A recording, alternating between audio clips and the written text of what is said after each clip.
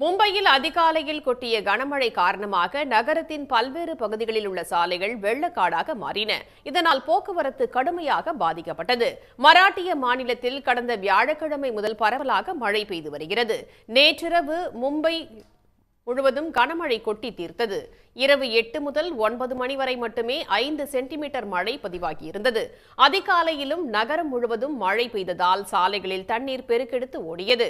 பல்வேறு சாலைகளில் தண்ணீர் தேங்கியதால் போக்குவரத்து மாற்றப்பட்டது.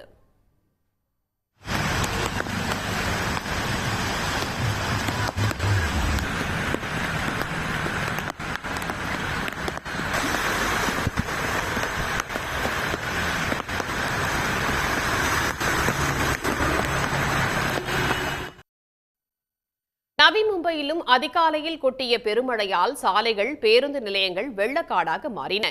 இதனால் பணிக்கு செல்வோர் கடும் சிரமத்திற்குள்ளாகினர்.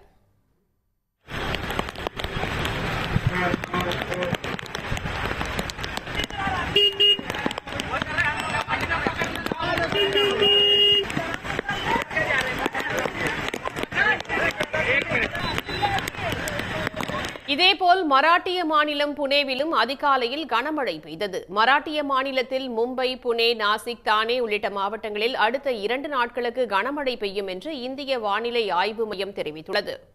உடனுக்குடன் செய்திகளை தெரிந்து கொள்ள சன் நியூஸ் பெல் ஐகானை கிளிக் பண்ணுங்க.